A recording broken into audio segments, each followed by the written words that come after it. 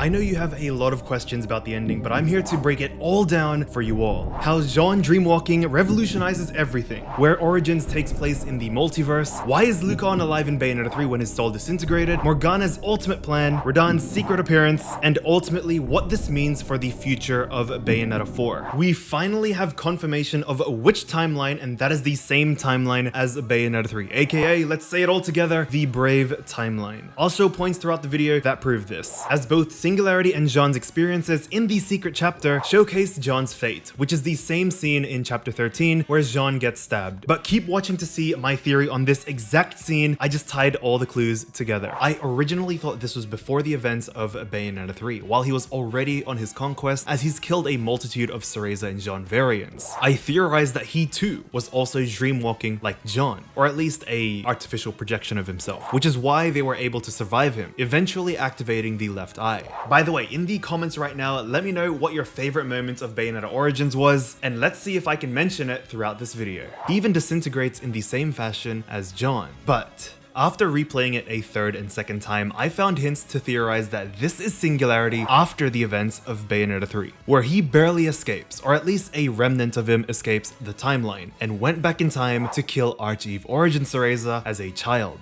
Which is similar to the age-old time travel question, would you kill baby if you had the chance? He probably thought a piece of him was enough to kill Archeve Origin and somehow survive to rebuild himself in another branched off timeline. Here were the hints I found. My thanks. The fairy's power resonated through your memories to guide me here. As if he pulled a Naruto stabbing himself with a pain rod by reading the memories of Brave CEREZA right after his blast failed. Similar to how Lopter escaped to the past. By the way, I love how Singularity specifically calls Jeanne Brave a few times, as in to reiterate that this is the Brave timeline. If any of the devs were watching my videos, you guys are awesome. Another hint is that Singularity looks weathered down, and only pieces of him are left, not even having legs at times, as if he just barely escaped a really big fight, aka chapter 14 of Bayo 3. He says once is enough, which could specifically be referring to the time when he literally stabs Jeanne, and I just have to say these two monologues have the same energy. You're an Avenger.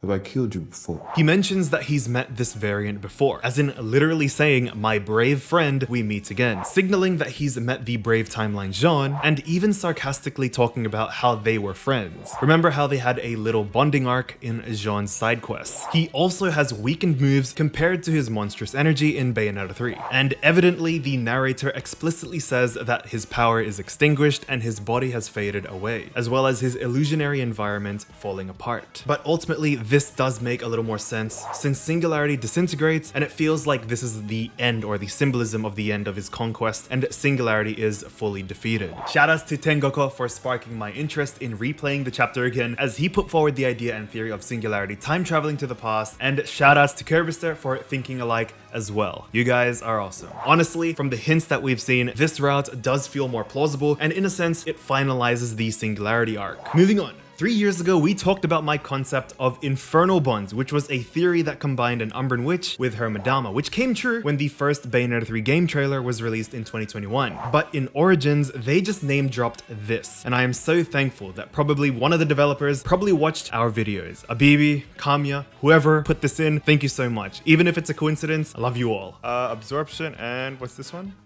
Oh, what the? No fucking way! Infernal, no! Furthermore, I came across these adorable wanted posters, shoutouts to Moonkey for finding these, where you do have Rodin being known to the fairies, and thanks to our mod Obsolete Woman, who did explain that this was Platinum Games' mascot. Now, these are obviously likely cute non-canon Easter eggs, especially the Platinum mascot, which also exists in Popstar Bayo's timeline, and another reason why I think it's non-canon is because Origins is set in the 1400s, and she's likely on a smartphone, as well as having the Platinum logo, which are definitely things from the modern world. Though the interesting bit is Rodin. We finally kind of have some backstory for him. Don't worry, this is going to be a bombshell. And remember, since he is a resident of Paradiso at first and not Chaos, he doesn't have variants or counterparts. So this is definitely Rodin that we've seen in all of the games. But remember how there are wanted posters for CEREZA and Cheshire the moment they entered the forest, or a few moments after they've entered the forest. So does that mean Rodin once entered the forest in the Brave timeline way before the events of Bayonetta Origins, or maybe even saw CEREZA and Cheshire from afar.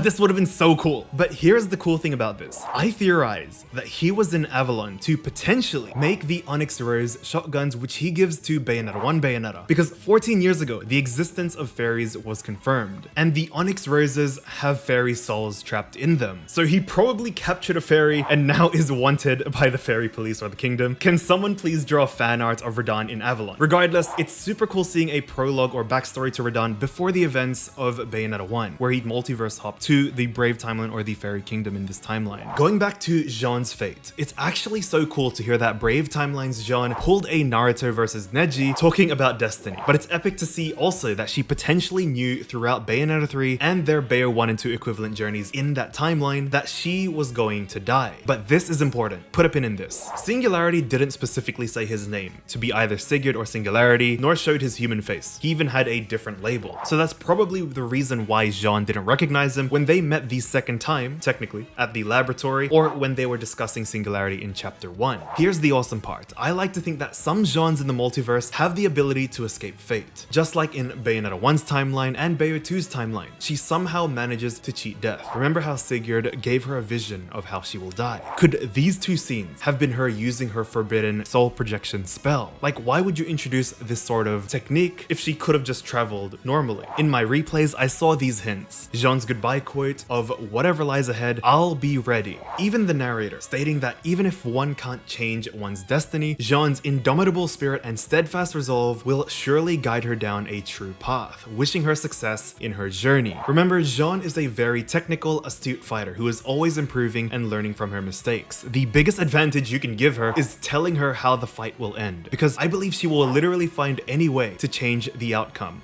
Her destiny. Even the Umbran Elder mentioning this. Could she still be somewhere? Or heck, what if since the beginning of Bayonetta 3, when she arrived on the ship, she was dreamwalking from a very safe place? Because again, Jeanne and Bayonetta in this timeline have been separated for a while, as they were about to catch up later. I theorized at the beginning of Bayonetta 3, she detected Brave CEREZA was in trouble during the Kraken fight. Just like how she felt CEREZA was in trouble at the start of the Jeanne Tail arc. Now, the vision Singularity gave her when she was young was true, no doubt. But what if Singularity didn't know it was her spell, debating everyone through an illusion or soul projection? And her disintegrating while CEREZA was falling down was her soul projection finally finishing. You heard it here on this channel first, everyone. Jeanne didn't just randomly get restored back into the timeline. Jeanne has been dreamwalking since the beginning of Bayonetta 3, as she's prepared for this moment because of what Singularity showed her in Bayonetta Origins, effectively changing her destiny. And then in Bayonetta 5, she eventually takes over Gork and tries to find a way to resurrect all CEREZAs. But anyway, moving on to the biggest question, the Morgana Lukaon arc and its ending. It was sad and I loved it so much. It is revealed that Morgana was the wife of Arthur, who was a fairy, and they had their own forbidden child plot as well. I just want to say,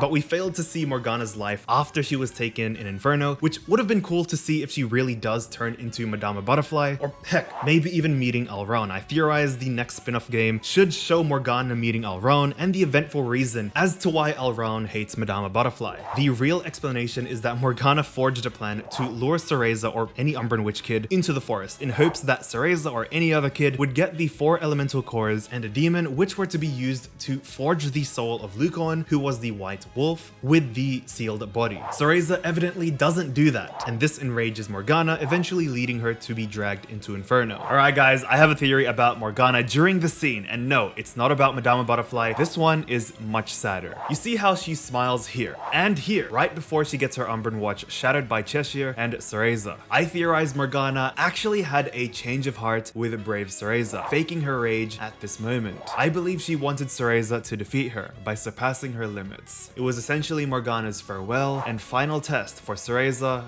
to become an Umbran Witch. I call this the parental double twist trope, which was inspired by Promised Neverland's chapter 181.6 and even Itachi's plan for Sasuke, where both parental figures essentially smiled at the end of their plan, emotionally getting their students' determination bulletproofed for their next adventure.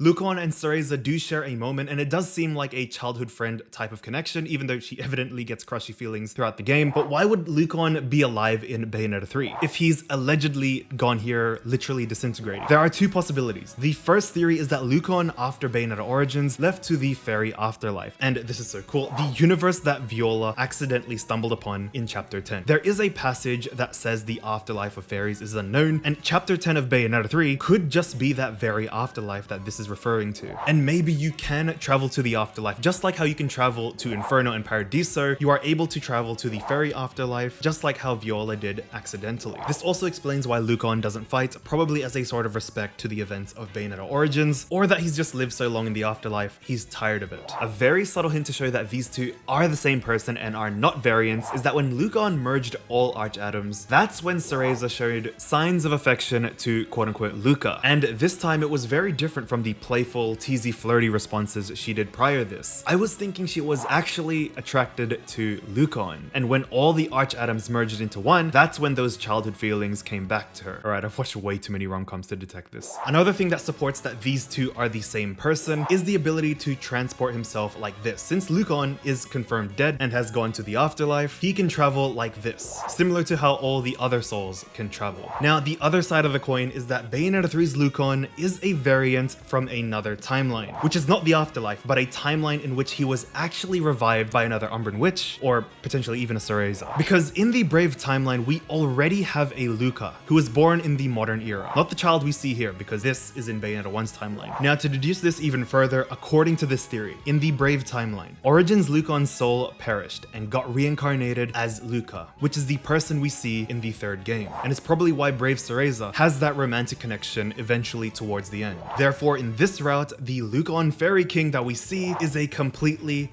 different variant. Now, when Brave CEREZA meets Lukaon in chapter 13 of Bayonetta 3, she doesn't specifically say Lukaon, she says Luca, but there are some expressions on her face that tell us she likely remembers Lukaon from the events of Origins, since these two are the same person. Archive Origin. Before we move on to the next point, comment below right now which Lukaon theory you think it is. Next, we have my favorite part of Bayonetta Origins, and this is a testament to everyone who has been here since 2020, where I first came up with the Brave CEREZA theory. This was all for you, at least as a label. It's finally, canonically, in the game. I'm rockin' and never get disheartened.